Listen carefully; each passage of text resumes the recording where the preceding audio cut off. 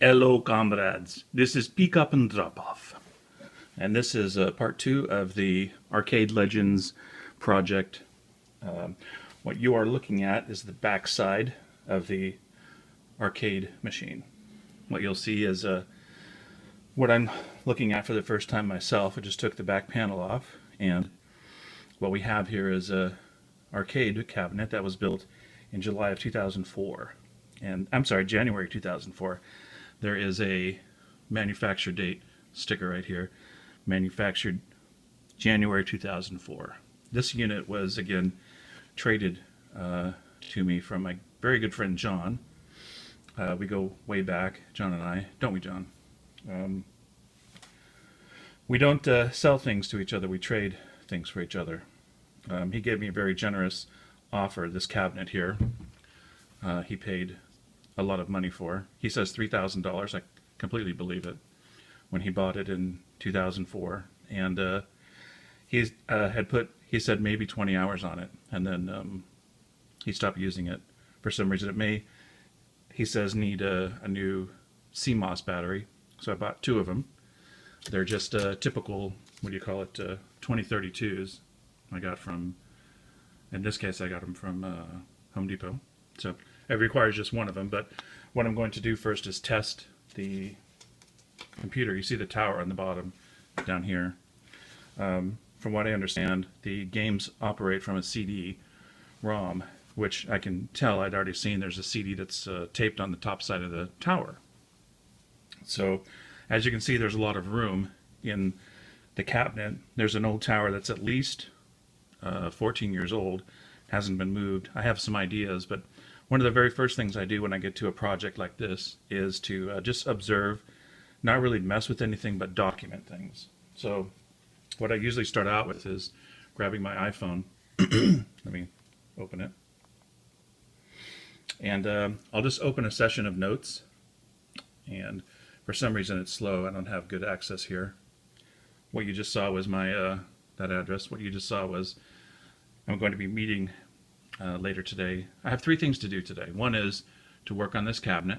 Number two is to begin another project for John and myself, where we're taking a couple of Mac Minis and rebuilding them from scratch. I'm going to be tearing them down side by side, and we're going to see which one is going to be the best candidate for John's first Mac Mini.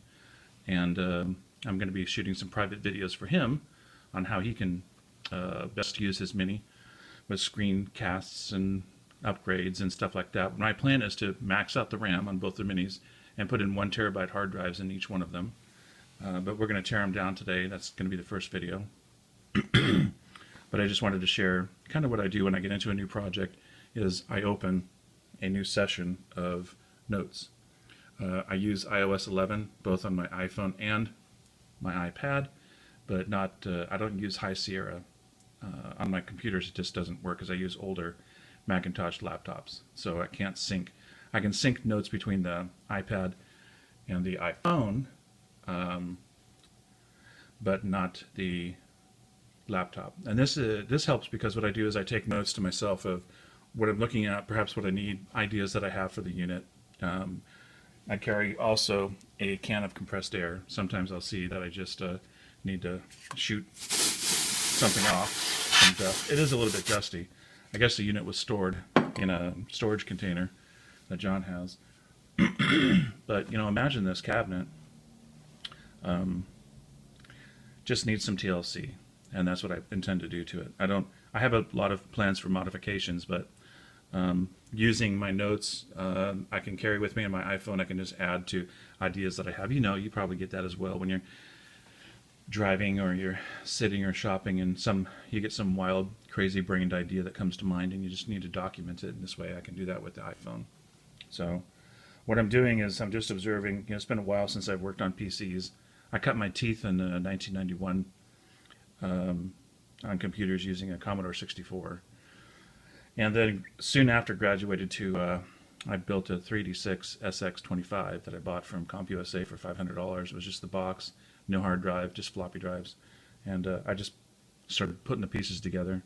I think I spent $35 for 1 megabyte stick of RAM, not believing or knowing that I needed two, so I had to save up the next month for another $35, go back to the ACP swap meet in Santa Ana, California, purchase the second stick so that I have $70 for 2 megabytes, and I couldn't even use my computer for the first month.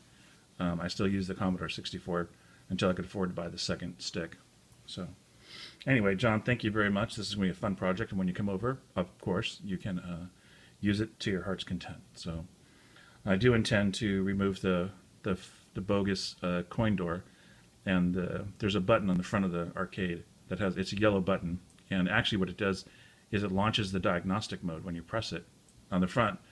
The coin door, apparently the lock is locked and there's no key for it, so I plan to go on attack it from later today if I have time. I'm going to remove the hard drive to examine it and hopefully make an image of the hard drive. I'm going to be moving the, well, when you open the coin door in the front, what happens is there's 3 things there. There's a blue button. I'm pointing, but if you can imagine the coin door right in front of this computer mini tower, you open the door with a key, and you see 3 things. One of them is on the top, there's a blue button. There should be a blue button. I haven't seen it, but my research says there's a blue button that puts it in diagnostic mode when the power is turned on the unit. Right below it is a set of fine-tuning the 25-inch monitor, which is right above this unit here. So I got to be careful not to touch any of this stuff in here and get zapped if there's a capacitor that's carrying a load. And then right below that is a CD drawer. So you can access the CD to put more licensed ROMs in. The reason this unit, again, is so expensive is because Chicago Gaming Company licensed all of the ROM packages, the image files for the games. And so this is, I think, a first-generation unit. From what I understand, each one of these units has a manufacturing number, and I have yet to find that. But so you open the door, and you're presented with those 3 things. The diagnostic button right below it is the fine-tuning for the monitor, and then below that is a CD that pops out, and you can put a new disc in, pop it back in, lock the door, and I'm going to remove all of that stuff. The diagnostic button, rather than having the machine turned on and I have a teenage son and have his friends come over, if they're curious and they push that button during a game, then they're going to launch the cabinet into diagnostic mode, and I don't want that to happen. So I'm going to move the button to another place that only I know about, and so that will remove that. I think it's a great idea to keep the fine-tuning pins inside of the cabinet door, but I may move them a little bit lower where the CD is now, because what I want to do is replace the fake coin slot with an actual coin slot, and then have a metal tray with a roller, a ride, or what do you call it? Just some channel, some thick enough or thin enough, but wide enough channel for a quarter to go into the metal tray. So eventually I'm going to work it where it activates the free play to turn it on. But that's just for kicks. That's not really to get the first thing is documentation. I'm not doing anything today except documentation.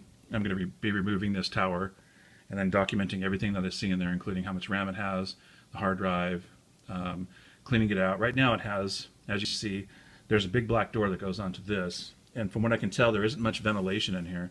The room that it's going to be going into is an add-on room that was put in our house in 1974, and it has only window ventilation. There's a fan up on the ceiling, but it's a vaulted ceiling. It really just gets hot out here. Then compound that by having this thing run perhaps all day during the summer or all night. I wanted to have a good ventilation, so likely what I'm going to do is remove the sides of the tower computer and have some positive airflow going from left to right. So the air that's going to be inside here, I'm going to do regular maintenance on it, make sure it doesn't get too dusty. But probably from the right to the left, I'll have a bank of fans that'll be hooked to the power supply of the tower, drawing air in and across the board and inside the unit. Then at the bottom, I'll end up having some airflow going out. So for now, I'm just going to keep the case removed, so everything's on its innards. That's a whole other story for a different day. But eventually what I'll end up doing is putting the case back on, but have fans with a positive airflow, with air drawn in, going through this unit, and then air being drawn out, and then recirculating through the cabinet. I have no way really to test the temperature of it, but I've been doing that for a long time. When I find, typically when I was running PCs with mini towers, I wouldn't even use the case. It would just be completely exposed. It looked hideous, but that's the way that I did it. It was easy access, and B, it gave good ventilation. So as you can see down here, you see the JAMA controls. that convert the VGA monitor output, and then there's a JAMA board down there that connects to the full arcade JAMA control set that's on the deck that two players can control the games on. So those are easily just pulled right out, and then you put them back in. And there's plenty of room on the sides to put other things, but for now, I just want to get it running, see what it's like, have fun with that, and then eventually what I'll end up doing is maybe putting an Xbox in here. I don't think I want to put illegal RAMs. What makes this cabinet very special, again, is that it's completely legal. Unlike if you were to take a cabinet and then put an LCD monitor in instead of this beautiful 25-inch arcade purposed monitor. Now this monitor was actually built for these units. I'll get into that in one of the other parts of this arcade Legends projects of the history of that I learned of the monitor. Beautiful. I mean, if John only put 20 hours on it, on a 14-year-old 25-inch monitor, that thing's going to last for a long time as long as it's kept in good condition. That's what I plan to do with it. So I have no intentions of selling this unit. It'll stay in my family forever, like a lot of things do. Like that tape, John, that you had, I'm going to give to you next time we meet. John was when he was in his 20s in 1985, 1984, recorded was in a band, he formed a band, and back then it was electronica music, and he gave me a cassette tape that they made, and I had it 32 years later. I'm going to give it to him next time we meet up. Hopefully this unit will be working, John, by the time you come back and I hand you your tape. But as you can tell from my videos, I get a little bit talk fast and I get off track. So once this video is over, I'm going to be documenting using my phone, part numbers that I see, manufacturer dates. Let's do this. Let's get some action going. Let me put my phone down. But yeah, hopefully that'll. The third thing, I'll go backwards. 3 things I said I was going to do today. Number 1, I'm going to document, and using my trusty, very good companion, my label maker, is to label what wires from the JAMA controller come off to what port they go into. I can see a PS2 port being occupied. I can see a USB port being occupied. There's a serial port, a 25-pin serial port for the VGA. All of those wires, I'll just keep. Let's see if I can move this down a little bit. All the wires I'll end up keeping. That's a little bit better.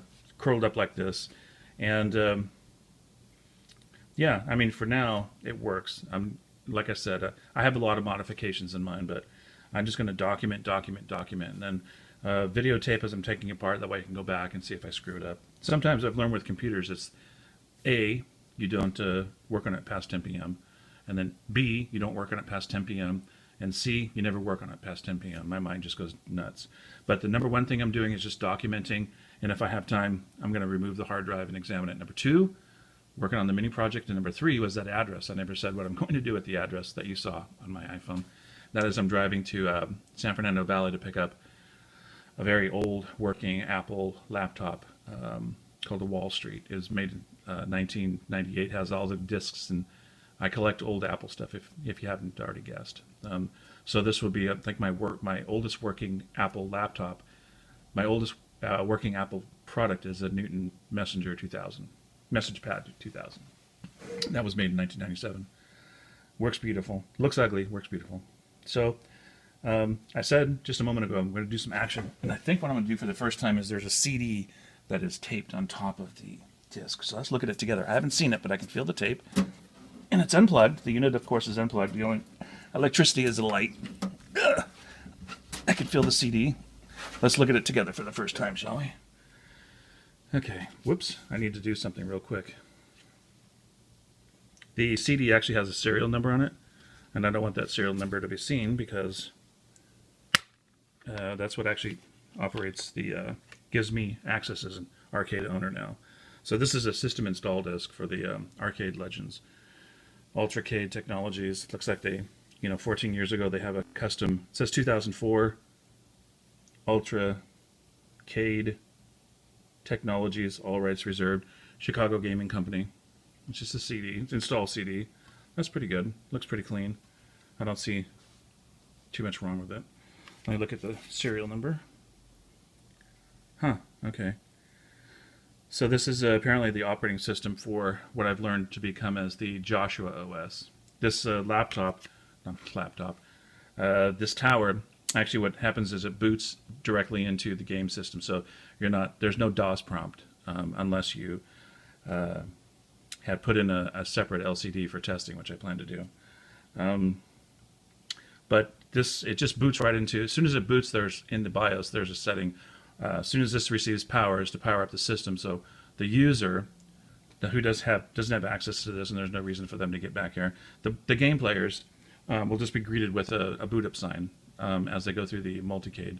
So these are, I wouldn't say it's a MAME cabinet right now. I've never owned a MAME machine. I've always wanted to build one, but this is actually a licensed, I guess, MAME machines. MAME cabinets were developed so to preserve the history of old arcade games, but it's been abused over the years. This is just a multicade. It's a multi-cabinet. It's a multi-game cabinet. That's what I'm just going to call it. Very well built, very professionally built, and it attunes to the price of these things. But again, so I have an operating CD. What I want to do is make an image drive, somehow connect with the Chicago Gaming Company to figure out, to let them know that I'm the new owner. Thanks to John, my very good friend, for trading me this. But, and very interesting. I think I know a little bit more looking at the label on the CD. But I'll have to check with the gaming company to see if there's an updated version. But I'm not sure, John, if you ever saw that. But we'll see. From what I can tell, the Joshua operating system is a very well, what do you call it? It's very well protected. So people have been trying, I'm sure over the years, this is 14 years old, and if Chicago Gaming Company, working with Ultracade, putting these things together, if people know that these things come with licensed ROMs, I'm sure there are people out there trying to build their own cabinets using the Joshua proprietary operating system. And as far as I can tell, no one's really cracked it. So you've got some 14-year-old software technology going on pretty well here. I just want to preserve it. It really doesn't take much, from what I gather, it really doesn't take much to light this thing up. I wouldn't be surprised if there's 1 or 2 gigabyte running that tower, and maybe a 40 gigabyte hard drive. I've run ROMs in the past. I've collected ROMs in the past. They don't take up much room at all. You could put thousands of ROMs on just a little SD card. And I mean, how many versions of Atari 2600 do you really need? 1800. You can go to AtariAge.com and download. If you get on there and become a member, you can download the entire .bin file and a zip file, really small. You'll end up with probably 2,000, 2,400 Atari 2600 games to play on a Stella emulator. I have no intention to make this an illegal game system. This is one of the rare things you'll find is just licensed. All of them are licensed. So what I'll end up doing is probably getting different game packs so that I can put into more CDs for it to work. Another thing I want to do is, like I said in the beginning, was to take the CD player. I'm going to take it out of the unit and put it somewhere in the back so it's easier to access rather than having to unbolt or unscrew 8 screws just to get the tower off to move it. Because again, I want to remove it from the front. I'm going to modify it. That's one of the first things I'll do is I want to take it from the front. There's no key. I mean, if you're one of these owners that you're watching this video, this project, and you're a purist and you want to keep it, you'd like to see them kept all natural, then this is not the video series for you to watch, because once I get it going, I have a bunch of ideas. One of them is to steal other ideas from other game owners. One of them was I like the idea of taking the trackball that's on the face panel for the players. I'm going to turn it into a clear one with a bottom light shooting up so it glows like an orb. That's one of the things I'd like to do. Changing the coin door from just a reset button for the diagnostic. I think it's brilliant in its conception, but again, my son is a good kid, but if I'm not here, I don't want people launching into diagnostic mode and effing the thing up for me. So I'm going to hide that button. It'll still be there, but that's pretty simple modification. I've got a 14-inch LCD monitor. If this thing ever needs action, I've seen people work on these machines and they're sitting on the ground. I'm in my 50s. I'm not going to sit on the ground and diagnose a DOS problem. I cut my teeth on DOS. I built a computer bulletin board service Pretty much just self-taught from 1993 to 1995. I ran it in my spare bedroom. Single node, only one caller could call at a time. This was, you'd have to pay $6 or something an hour for America Online and these other services that came out. They're ridiculous now. I don't know anyone that uses America Online other than my sister-in-law. She uses their mail, but those were the golden days. It's now 25 years later. One of my other projects is recreating my bulletin board system at its 25th anniversary. I have all the files. I just need to get my IBM ThinkPad with a period correct software from TryBBS. That's another project for a different day. Right now, I just want to get this lit up so we can have fun with it. So I lost my train of thought once again. Oh, so yeah, I'm into mods. I'm really into mods. I'm not going to mod the artwork on the back. I'm not going to mod any of the JAMA controllers. I won't mod this. Why screw with a working system? Like I said in the beginning, it was made in January 2004, but it might have only 20 hours. We'll say 40 hours at its maximum. Everything in there is still working. I'm completely into vintage Macs. Not that I can't afford it. I can't afford it, to be honest with you, but I find use out of older things. I have a motto that is I gained from low-end Mac users groups, and they don't really use it anymore. They have a different motto, but I love it. The first time I heard it, I said, man, you're speaking right to my heart. And it's not obsolete until I say it's obsolete. Actually, obsolete is only used once. It says it's not obsolete until I say it is. And that's very much this part too. So this gaming system is not obsolete until I say it's obsolete. Right now it's like a barn find. It really is. I mean, I'll post a picture from John's storage unit. Actually, I think it's this. John, was this in the back of your workshop? You had like an 8 by 40 foot professional storage container that you had this in. This is a true arcade barn find for anybody that is into that stuff. So a couple things, like I said in the past, things that I do is I ask what the backstory is on things that I buy, and I try not to geek out with other people. So I'm not instructing. Believe me, I've never been an arcade owner. I've always been an arcade customer, spending a lot of my quarters. I was 16 years old in 1981. Let me do the math real quick on that. I was 17 years old, 1981, when these things first started coming around, and I rode my bike. I mean, I didn't have a driver's license till I got a driver's license at 16, but I didn't buy my first car until I was 20. But I would ride my bike to the local liquor store and play Defender. And a lot of people say, "Oh, I remember the old days when I used to play arcade." You know what? You can talk all you want, pal. I know what a 50-year-old looks like when I see one. That's me.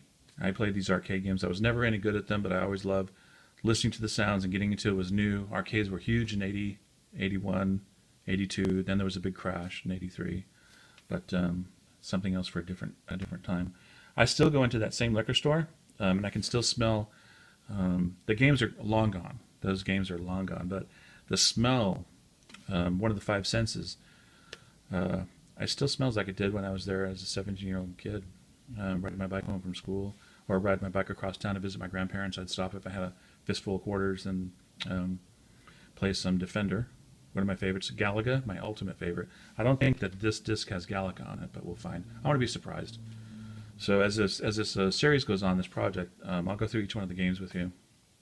John's favorite, I think, is 1941, so we'll definitely get that going. So yeah, I'm from the old school where I love this stuff, and I've always wanted to own one. I'll never get rid of it. And I lost my train of thought just walking down memory lane. But I don't want this to be too long. I just wanted to show you kind of what I do: documentation, clean, and just familiarize myself with what I'm looking at. The worst thing you can do is A, work past 10 p.m., B, work past 10 p.m., and C, work past 10 p.m. That's when I shut everything down and I just read or do something. But here it's in the morning. It's about 8 o'clock. I can't wait to get this laptop later today.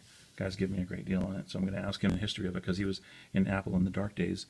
But I'll document as we go along. And again, if you're a purist, I'm really hoping to find other arcade owners that have the same Arcade Legends machines. This, again, being a very new at it, but diving into it, I think this is the first generation. So I may have actually one of the first packs that they licensed.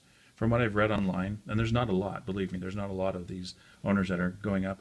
I've looked for arcade. I think on Reddit there's a subreddit called Cade that you can talk on, but slowly I'll find I'll find some other help of people that can help me with this. There's not a lot on the website for Chicago Gaming Inc. It's not real extensive. I think they don't even have a community forum. The community forum is very old. There's questions asked a year ago. So either this hasn't caught on. This is a home unit. This isn't for commercial purpose, but I guess where I'm getting to is I'm just looking for outreach. You can, spam me if you want, and you can troll me if you want. I've got a very thick skin, believe me. What I'm really looking for is just help from other users and mods if you've made them and stuff like that. I don't plan on upgrading it. I thought when I first got this unit that I would transform it to Macintosh, but that's ridiculous. We're just going to keep it genuine. I'm just going to change some of the original ideas. That's how Apple started. Woz and Steve were hackers, and they modded things, and they sold blue boxes, and they were an anti-system. And then later in life, Steve Jobs is one of my ultimate tech heroes, but Steve Wozniak is one of my ultimate loved, endeared tech heroes. And Steve would be the one to appreciate mods to systems. He's the one that put all those expansion slots in the Apple IIs. So Jobs later in life didn't want people mucking around with his prized Macintosh project. So I'm a modder. I've always been a modder. I've been doing this stuff for a long time. I've been a PC user until 2016 when I just gave up on it, using Windows 8. And I have to brush up on my DOS skills soon to get that BBS running. But this is it. This is the longer I sit in front of this, the more comfortable I am seeing how easy it is going to be to modify it. I see the ground wire that's connecting to the three-prong outlet here. I can follow the ground wire going across. I can see where it's grounded twice on the box. I'm going to be taking, like I said, a 14-inch Dell monitor. It's a very unique mounting system that's going to be very flat. I don't know if I'll put it here on the inside, which I may do, just so that I can have a keyboard here. This is going to end up having a stand that comes out, and I've got a keyboard. I'll put a keyboard right there. Because, again, I'm not going to get on the ground on the carpet. I've seen videos of these arcade owners on the ground diagnosing problems. I've got some great ideas for this. We'll just have a flip down, two flip down trays right here connected to these support bars that are supporting the, not the game itself, the monitor itself, the 25-incher is being supported with some very structured wood, but these metal parts are just holding the circuitry for the, the tube, the CRT. It's not going to matter anything if they're pretty solid. If I have a keyboard right here and I'm just sitting on a fold-out chair, and I can look at the monitor and I can diagnose why it's not, like the BIOS battery. John says, hey, it's the BIOS battery. I believe John. So BIOS battery goes in first, and then we'll boot it, and hopefully within a couple of days we'll figure it out. If not, then I'll just try to connect with some other arcade owners to figure out what's going on. This video has gone on for about 20-25 minutes of me just yakking, but very cool, huh? I'll end up moving the CD. I think just looking at it now, this protects, I guess, the bottom circuitry. It just looks like there's a zip tie right here with making sure it's just flopping right there. But what I think I'm going to do is just put a block of wood across here. It looks perfect size. They have a zip tie holding some of the circuitry on that's going down to the power supply here. I'll cut that and move it a little bit back. There's another hole back there. So one of the first things I do after I document is to cut this off, move the zip tie down here, and I'm going to mount the, a long story, I'm a talker. I'll probably just mount the CD DVD drive right there instead of the front. Great conception, and that's if you're not really interested in getting back into circuitry, but I have different intentions. I'm going to make it sound like and act like an actual arcade machine. So, and hopefully I can make a few quarters off it. Have my friends come over and say, how does this thing turn on? Because there's a secret power switch on it that I'm not going to reveal. But I'm going to try to work it to where 1 quarter goes in the slot and then it starts. So you can play all day for a quarter, but if I can make some change and get a good laugh out of it, that's a pick up and drop off for you. So I'm going to land the plane and say, if you like this video, then thumbs up it.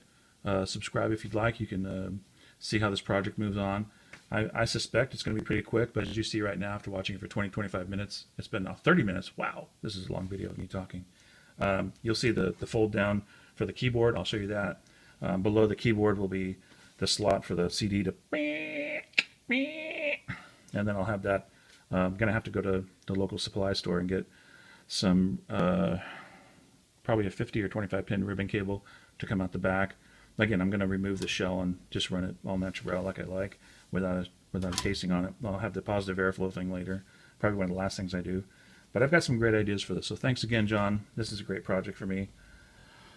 And who knows, maybe some other arcade owners will like the mods. But yeah, I'm excited. I love working on vintage computers and electronics. That's it for now. Thumbs up if you like it. Subscribe if you like it. Tell your friends all about home gaming systems. And if you ever visit me, then you're most welcome to play. I don't even know how many games are in this system. It's going to be 40, 60, 100. I have no idea. I have no intention of spending $300 to get them all. Like I said, what I'd like to do eventually is put an Xbox or something in here to play Xbox on a 25-inch. Comes for a different time. I'll have to research to see how to put a 360 in here and have it controlled with JAMA controllers. But that's going to be years down the line. Unless John wants this back, because he spent a lot of money on it and he didn't ask for much in return. But I'm always in debt to you, John, for not because we trade things and you give me a best value of it, but I value your friendship. So I always have and always will. There's a great scene. I'll end with this. No, I'm not even going to end with that because it's so freaking corny. I'm excited. I don't know how many parts this will be. It could just be a few once I get it going, but as I mod it, I'll post the mods and stuff, and it'll just be a fun project. So, John and Teresa, thank you very much. And for the rest of you, stay tuned.